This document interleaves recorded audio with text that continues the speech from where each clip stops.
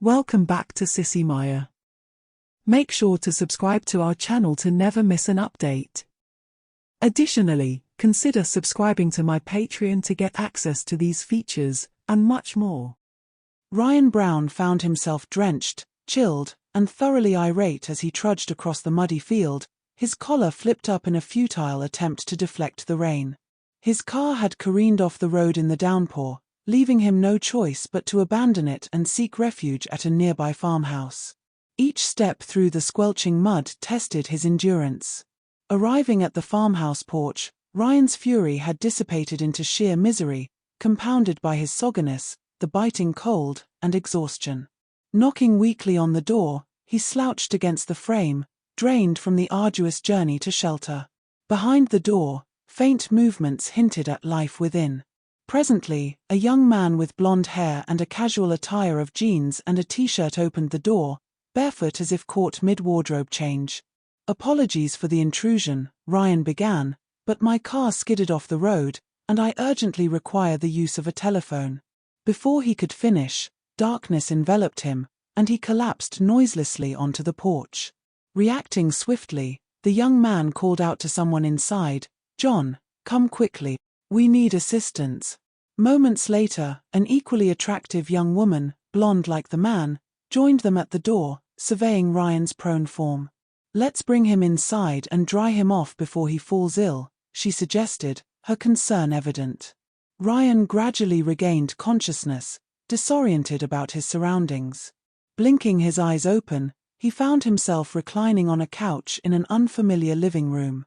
Slowly, his senses returned, registering the warmth enveloping him, the softness of a blanket, and the absence of clothing. A crackling fire in a grand stone fireplace provided comforting warmth. Seated in an armchair opposite the couch was the young man who had greeted him earlier. He appeared unperturbed, engrossed in a newspaper. "Excuse me," Ryan ventured weakly. The man peered over the newspaper, offering a reassuring smile. "You're awake. That's a relief. You were in quite a state when we brought you in." "Thank you," Ryan responded sincerely, sitting up cautiously, the blanket securely draped around him. "Where are my clothes?" "Sarah, my wife, put everything in the wash." "The wash?" "They were rather muddy. They should be clean in a couple of hours," the man explained, prompting a nod from Ryan. "I suppose introductions are in order, considering my current state of undress," Ryan remarked tentatively, extending his hand. "I'm Ryan Brown." "I'm John Mitchell," the young man replied, shaking Ryan's hand firmly. "My wife's name is Sarah." "Now that formalities are out of the way, how about some hot soup?" "I wouldn't want to trouble you," Ryan instinctively replied, though the prospect of a warm, nourishing meal was enticing. "No trouble at all. Sarah is heating some up as we speak." As if on cue, Sarah entered the room with a steaming bowl of soup, placing it on the coffee table before Ryan with a smile, inquiring about his well-being. "Much improved, thank you," Ryan replied gratefully. Sarah settled into the armchair beside her husband, maintaining a demure posture. Observing Ryan consume the soup, she waited silently, a smile gracing her lips when he complimented the meal. "What brought you out on a night like this?" John interjected, breaking the silence. "I have an appointment in Oakville tomorrow afternoon," Ryan explained. "Oakville? That's quite a distance from here," Sarah exclaimed. John chuckled sympathetically.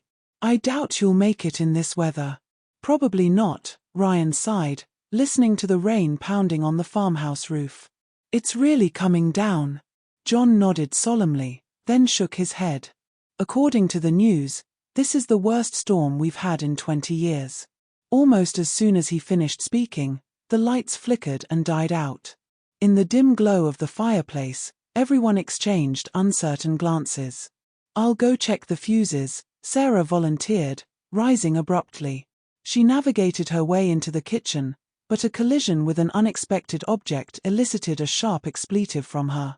Her voice floated from the darkened kitchen. "John. Sarah. Where did you hide the flashlight and lanterns?" John, looking sheepish, followed her into the kitchen. Ryan could hear murmured conversation between them. Moments later, Sarah reappeared in the living room, carrying a couple of well-used kerosene lanterns. Despite their low-tech appearance, they provided ample illumination, suggesting power outages were commonplace in the countryside. Tossing another log onto the fire, Sarah settled back down. "John will be back soon," she reassured. "Would you like more soup while it's still warm?" Ryan declined with a shake of his head. Shortly after, John returned with a resigned expression. "As I suspected, it's not the fuses.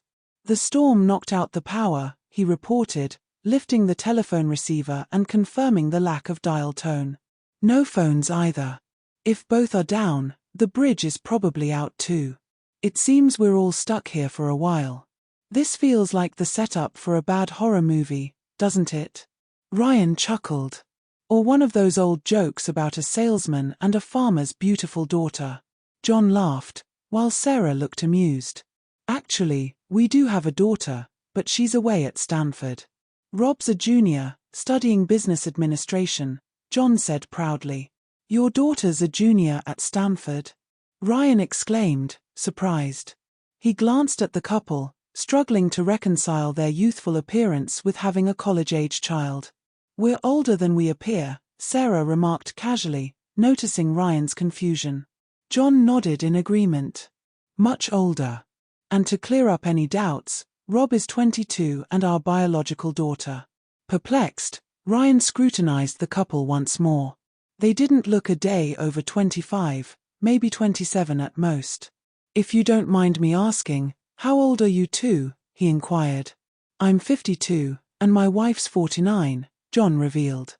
Though the statement sounded peculiar coming from either of them, it was especially jarring coming from Sarah. Turning to Sarah, Ryan sought clarification. "So you're 49, and your husband is 52? John's grin widened. "Correct, my husband is the elder of us two." Ryan exchanged bewildered glances between the couple, his expression a portrait of confusion. Sarah paused for dramatic effect before speaking. "We're not exactly who we appear to be," she disclosed with a smile.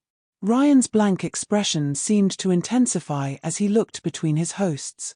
"This is some kind of joke, right?" Sarah gestured to John. "Darling, could you fetch the photo albums? It's time our guest sees our family pictures." John disappeared into another room with the flashlight and returned shortly with the albums.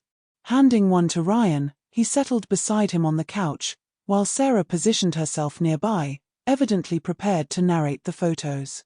The initial pages were devoted to what clearly was a wedding. Ryan's surprise was evident as he observed the couple in the images, noting their stark difference from the couple seated beside him. The man was towering and slender, while the woman was petite and slightly plump. Ryan glanced at Sarah, silently querying her. "Yes, those are from our wedding," Sarah confirmed. "We just celebrated our 30th anniversary last month," John added. Ryan scrutinized the pictures again before turning his attention to the present couple. John and Sarah, or the individuals claiming to be them, were of similar height, around 5'8". Sarah possessed an enviable figure, while John had a well-built, muscular physique, the epitome of vitality.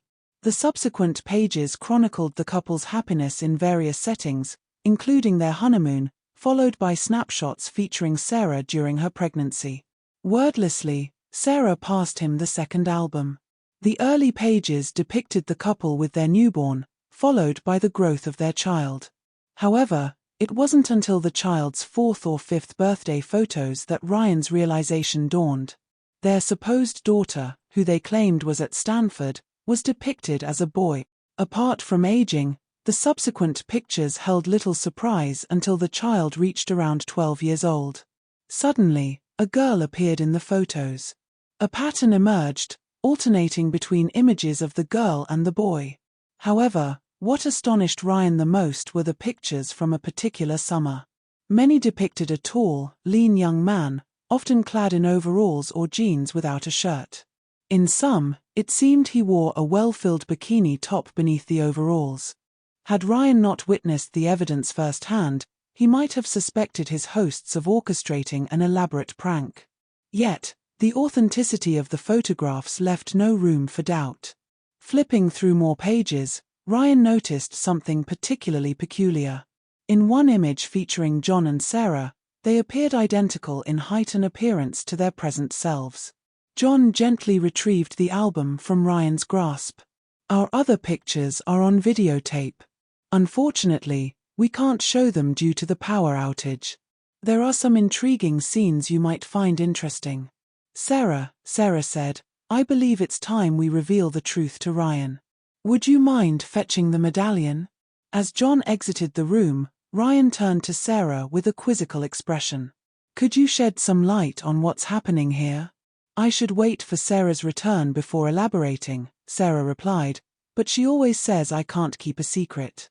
His gossip is worse than any schoolgirl I've encountered, and that's saying something, John joked upon his return to the living room, earning a scowl from Sarah.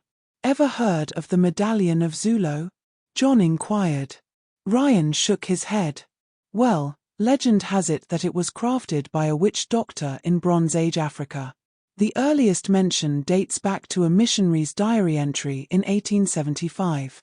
A witch doctor? Ryan chuckled skeptically. Sarah, why don't you enlighten him on the most intriguing aspect? John suggested. Sarah shot her husband a slightly irritated glance. The medallion possesses magical properties. Ryan laughed incredulously. No, really. It can alter one's physical form.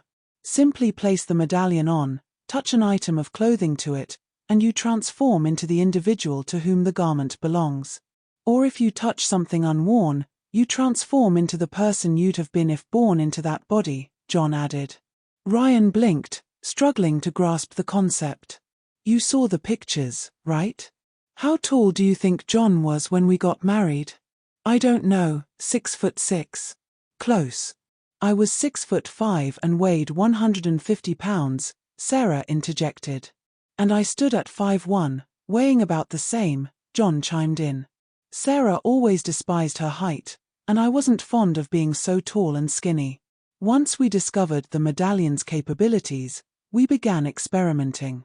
Sarah bought overly long, too tight women's jeans, while I opted for pants and a shirt a tad too small but otherwise fitting. Eventually, we settled on our current appearance. Then, we used the medallion to turn back the clock, John explained. That was a bit more challenging, but definitely worth it, John remarked. But you keep saying you're each other. How did that happen? Ryan inquired. If someone touches the medallion while you're wearing it, you both transform into each other, Sarah explained. I see, Ryan mused. But why? What's the purpose? Variety adds flavor to life, John chuckled. Seriously, after Rob was born, I found I preferred working outdoors over being a homemaker and mother. And I found being a woman quite intriguing, Sarah added with a small laugh. But we do switch back periodically. As Sarah mentioned, variety spices things up. Ryan looked astonished but remained skeptical. I can tell he's not convinced, John laughed. Perhaps a demonstration is in order. Agreed, Sarah chimed in, smiling. I only wish we could transform ourselves now, but it hasn't been long enough. There needs to be at least 12 hours between transformations. The couple glanced expectantly at Ryan, silently urging him to try the medallion. We'll need to find some clothes for you regardless. We won't be able to dry your clothes tonight, perhaps not even tomorrow with the power outage. But we can't have you running around naked, can we? Sarah reasoned. Honey, there's a box in the spare bedroom with some old clothes. Why don't you fetch them and anything else Ryan might need for tonight? John suggested. I'm not sure I can fit into any of your clothes, Ryan protested, being taller and heavier than both John and Sarah. We figured we'd use the medallion to adjust the clothing to fit you, Sarah explained. Rather than the other way around. You're going to transform me into one of you? Ryan asked, looking between John and Sarah. It all seemed like an elaborate joke to him. Well, not exactly. That might be a bit awkward, John replied thoughtfully, handing Ryan the medallion. Just slip it over your head. Ryan hesitated, examining the old, somewhat cheap-looking medallion. Despite the odd conversation, he still believed it was all just a prank. Nevertheless, he was a guest without dry clothes, it was late, and he was weary. If John and Sarah had gone to such lengths for a joke, he figured he might as well play along. With a shrug, Ryan slipped the medallion over his head. Sarah came into the room a moment later, carrying a small bundle of clothing. Noticing the medallion around Ryan's neck, Sarah walked to the couch and sat down beside him. Without a word, she took the garment on the top of the pile and brushed it against the medallion. After briefly touching the bronze disc, she replaced the garment on the couch beside her, all in one continuous movement. It had been too quickly for Ryan to see much of the garment, other than it looked like a pair of sweatpants. For a moment or two, Ryan didn't feel a bit different. His body began to tingle as though an enormous vibrator had been strapped to his back. His body began to shrink, slowly at first, then more rapidly until he was swimming in the blanket he was wrapped in. Ryan stood up, shocked by the sensations running through his body. The blanket held loosely around his narrow shoulders fell away, exposing his naked body. He looked down and nearly fainted. Not believing what his eyes were telling him, he grabbed for his groin. Too late, his male organs already disappeared inside of his now girlish groin. "No," he moaned in a voice that rapidly rose to a young girl's alto. Frozen in shock, he stared again at his groin. He shivered, partly from the cold, but mostly because of the impossible transformation that he had just gone through. "Here, honey, you'd better put some clothing on," Sarah said, forcing a garment into his now much small hands. Ryan looked at the garment, uncomprehending for a moment, before he realized that he had just been handed a pair of panties. Girls' pink cotton panties. He at Sarah, realizing for the first time that he had to look upward to see her face. He was shorter than they were now. He mechanically pulled the panties up to his waist. Sarah handed him something that looked a little like an undershirt, only was made of much finer cotton. He pulled the undershirt over his head, realizing only at that moment that he had hair hanging well below his shoulder blades. He pulled it out from between the undershirt and his back. Grasping a hank of hair, he pulled it around to look at it. Blonde. His heart that had been racing began to slow down once his slender body was partially covered. The sigh that escaped involuntarily from his delicate lips sounded more like a sob than a sigh as he pulled the sweatpants on. It was then, once he could no longer clearly see the panties and the conspicuous lack of male genitalia, that the question he had been meaning to ask came to mind. Steeling himself to ask the question, Ryan looked at Sarah. "Whose clothing is this?" "They belonged to Rob. We acquired them shortly after her initial transformation into a girl. She must have been around 9 or 10 at the time, right, honey?" Sarah directed the question to John. "About that," he confirmed. "I had forgotten how adorable she was at that age." "You turned me into a little girl," Ryan accused, only later realizing his resemblance to the young girl in some of the photographs. "Relax, it's only for 12 hours. By then, the power will be restored, your regular clothes will be clean and dry, and you can change back and be on your way. Consider it a rare opportunity. Not many men get to experience being a girl firsthand," Sarah remarked with a smile. "Not unless they're stuck in the twilight zone," Ryan retorted sarcastically, barely concealing his true feelings about the involuntary transformation. Sarah handed Ryan the sweatshirt. Unlike the almost unisex sweatpants, it featured a kitten print and was clearly meant for a girl. Ryan donned the sweatshirt and a pair of heavy cotton socks provided by Sarah. Now dressed warmly again, he folded the blanket and settled onto the couch, tucking his legs comfortably under him. "I apologize, it was the best we could do given the circumstances. If you had to adjust me to fit into clothes, why not use something of yours?" I don't want to be either a child or a girl, Ryan questioned. I mentioned it would be a bit awkward to make you one of us. Rob seemed the most logical choice at the time, John explained solemnly. We did consider using some of Rob's clothes she left behind when she went to Stanford, but we opted against it. Why not? Most of what she left was summer attire, hardly suitable in this weather. Plus, Sarah began apologetically. Plus, we didn't think you'd appreciate becoming an instant 36C, or risking a period, John finished for her. As you are now, a young girl, you won't have to worry about that. I recall Rob wasn't thrilled when she accidentally stumbled upon the medallion's secret. That's why we bought her some age-appropriate clothing to ease the transition, Sarah added. Ryan paused, then chuckled in his girl's voice. I guess I'd have been a bit freaked out too. Not to mention feeling rather awkward. More than you realize, Sarah smiled. If we had transformed you into a more mature Rob and you started menstruating, you'd have to stay that way until it ended. If you became pregnant or switched with someone who was pregnant, you'd have to carry to full term. Ryan shuddered at the thought. If he had to be a girl, being a 9-year-old for a few hours seemed bearable compared to the alternatives. Ryan fell silent, watching the flames on the fire. John and Sarah watched him closely, waiting for his enviable outburst to begin again. Finally, after what seemed hours, but was only a few minutes, Ryan sighed. Only 12 hours, huh? Most of which you'll probably sleep through, John confirmed. Speaking of which, it's close to my bedtime, Sarah announced. She stood up, yawning, stretched once, then held out her hand to Ryan. Why don't you turn in too? Come on, I'll show you where the bathroom is and where you can sleep tonight. The novel experience of going to the bathroom as a girl fresh in his mind. Ryan crawled into the bed Sarah had shown him. He paused just long enough to look at himself in the mirror over the sink. Staring back at him was a young girl, very blonde, with blue eyes and a cute button nose. He looked like a younger version of the pictures of the Mitchell girl, Rob.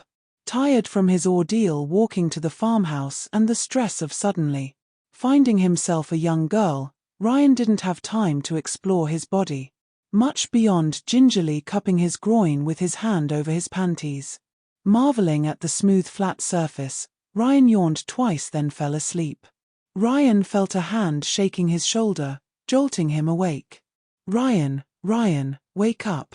Rubbing sleep from his eyes, Ryan sat up in the warm bed, still groggy. The room remained shrouded in darkness. What's wrong? He asked. Quickly, get up, Sarah urged urgently. The creek is flooding. It'll be in the house in an hour, maybe less. Fully awake now, Ryan threw off the covers and sprang out of bed, a sense of urgency propelling him into action. He swiftly retrieved the sweatpants he had discarded earlier and hastily pulled them on. Meanwhile, Sarah rummaged through Rob's closet, searching for more clothes for him. Here, put these on, and be fast, Sarah instructed, handing Ryan a pair of tennis shoes and a heavy jacket. We'll be in the kitchen. Don't dawdle, she warned. Although the jacket and shoes were slightly oversized for Ryan's preteen frame, he didn't protest. There was no time for that. In the kitchen, John and Sarah were busy packing essentials into cardboard boxes. Sarah handed one to Ryan, signaling him to carry it. Struggling under the weight of the box, Ryan followed Sarah outside. Shouting to be heard over the howling wind and pouring rain, he asked, "Where are we going?" "The hay loft in the barn. It's the highest point around," Sarah shouted back. In silence, they climbed the slight hill to the barn. Sarah opened the door, revealing a table near the entrance. "Put it there while I start the generator. It powers the barn lights. It used to run the milking machines when we had a dairy herd," she explained, disappearing through another door. Setting down his box, Ryan surveyed the barn with the flashlight he had grabbed. It was a sturdy structure, typical of post and beam construction. Apart from a tractor and an old pickup, it was mostly empty. As he observed, Ryan couldn't shake the feeling of safety the barn exuded. They should be secure here, he thought. The low hum of the diesel generator and the sudden illumination of the barn snapped Ryan back to reality. Start hauling this stuff up to the hayloft, Sarah instructed as she closed the door to the generator room. Ryan acknowledged with a nod. He picked up the box he had carried earlier and ascended the stairs leading to the hayloft. Thankfully, there were stairs instead of a ladder. Ryan began transporting the contents of the 2 boxes up the stairs. As he neared completion, the sound of the small door opening followed by its slam against the larger door reverberated through the barn. From his perch in the loft, Ryan observed Sarah and John placing their boxes on the table. John then went back to the door, struggling against the wind and rain to shut it, while Sarah watched anxiously. Once the door was closed and secured, the barn fell into an eerie silence, save for the steady drumming of rain on the sheet metal roof. John and Sarah ascended the stairs to the loft, depositing their loads before John returned to the house for more supplies. Now all we can do is wait it out, Sarah remarked. Let's tidy up this place a bit. We're going to be here for a while. Ryan assisted Sarah in sweeping a section of the loft clean before they spread out piles of hay to serve as bedding, using the sleeping bags John had brought on his subsequent trips. Why don't you get some more rest, Ryan? There's not much to do until daylight, Sarah suggested. Ryan complied, shedding Rob's oversized jacket and shoes before curling up in one of the sleeping bags. Within moments, he was fast asleep. While Ryan slept, John and Sarah made 5 more trips to bring in supplies, the last through water that had risen up to their knees. When Ryan stirred awake, daylight filtered into the barn. Though the rain had eased compared to the previous night, it still fell steadily. He noticed the absence of Sarah and John's sleeping bags. Ryan slipped out of his own and donned the oversized tennis shoes he had been provided. Downstairs in the barn, John and Sarah sat on hay bales, sipping coffee from stainless steel mugs. Their expressions were grim as they gazed out the open sliding door. Ryan joined them, peering outside. He was taken aback to see the swollen creek mere feet from the barn's edge. A quick glance toward the house revealed only the roof's peak visible above the swirling water. Damn, Ryan muttered, realizing the Mitchells likely lost everything to the flood. Looks like we made it out just in time. John sighed heavily. This is the worst flood we've seen. Guess we've been fortunate until now. At least everyone's safe, Sarah remarked. Once the water recedes, we'll have a lot of cleanup ahead. Thankfully, we've got flood insurance, John said, turning to Ryan. Almost didn't buy it, but that salesman from last year convinced me. Shit, Ryan cursed. What time is it? Glancing at his watch, John replied, nearly 9:15. Why? With a dejected expression, Ryan sat down on a nearby hay bale between John and Sarah. I had a crucial meeting in Oakville at 1. My boss said it was a major opportunity. Hot call? Sarah inquired. Yeah, Ryan confirmed sadly. A promising prospect for a significant sale. Securing it would have placed me among the top sales representatives in the Midwest district. You're in sales? Sarah asked, surprised. Ryan nodded ruefully. That's right. Though my recent luck suggests I wouldn't have closed the deal anyway. The trio stood silently, gazing at the rushing, muddy waters. Lost in his own thoughts, Ryan watched as his career seemed to be swept away along with the soil. Losing the company car and all his samples added to the catastrophe. He couldn't help but wonder what other disasters might be in store. Cradling his face in his slender hands, Ryan began to cry, something he hadn't done in years. Sarah draped her arm around his small shoulders, pulling him close. After shedding tears for a few minutes, he sat up. I feel better now, thanks, Ryan said softly. No problem, hun. Everyone needs a hug now and then, Sarah reassured him, smiling. In a few hours, the time limit will be up, and we can change you back. I'll miss having a little girl around, even if it's just for a few hours. It's been quite an experience, hasn't it? Ryan nodded, then glanced at the submerged farmhouse. But don't you need my clothes to change me back? Did you bring them with you? No, I was more focused on essentials like food and water, Sarah admitted with a chuckle. Your clothes should still be safe in the washer. We can hang them up in the barn to dry. John looked alarmed, turning to Sarah.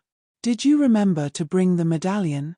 She looked startled, then shook her head, exchanging a worried glance with Ryan. His face paled as he realized the implications. If the medallion was lost, he'd be stuck like this forever. Maybe it's still at home, where we always keep it, John suggested optimistically. I'm sure it'll be okay. I hope so, Sarah replied.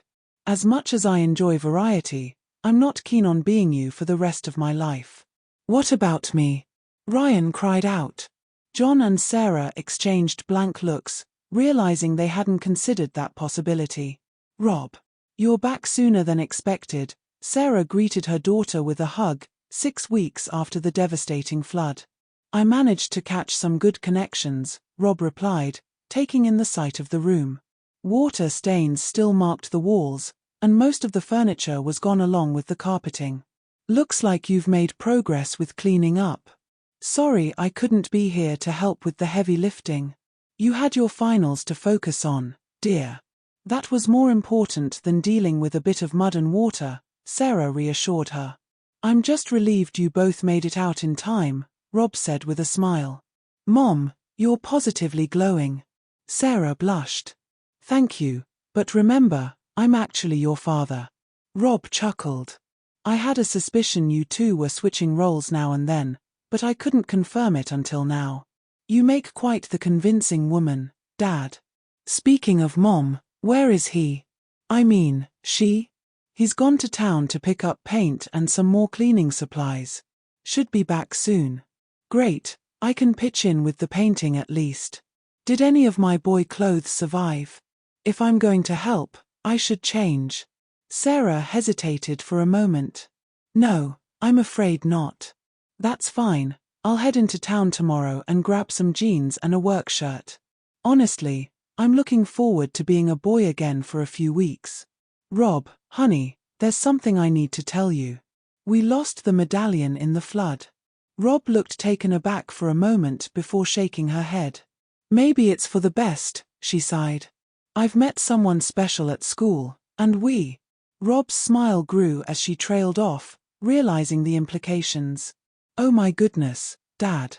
If the medallion's lost, you're stuck as Mom for good. That's awful. Sarah chuckled. Oh, I don't know. Like you, I've found someone who accepts me for who I am. Your mother is now your father, remember? Rob smiled and hugged her new mother. Are you sure about this? As sure as I'll ever be.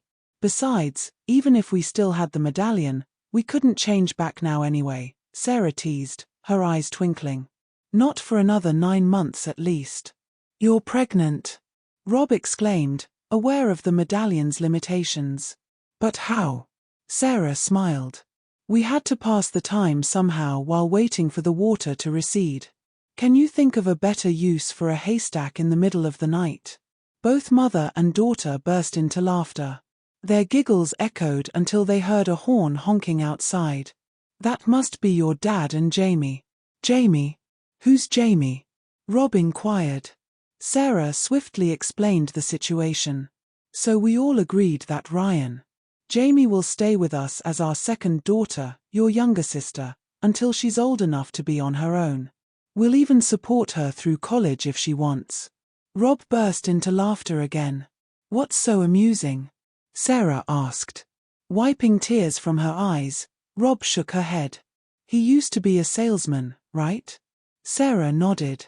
Remember all those old jokes about the traveling salesman and the farmer's beautiful daughter? About how the salesman is always trying to get into her pants? Sarah nodded once more. Now that he's the farmer's daughter, he can get into all the pants he wants. Rob trailed off, attempting a pun. Sarah shook her head at her daughter's attempt at humor. Rob was clever, but humor wasn't her forte. Yes, dear, very funny. Now, let's go meet your new sister. As they headed outside to greet the truck, Sarah pondered Rob's remark. All things considered, it was rather amusing, she concluded.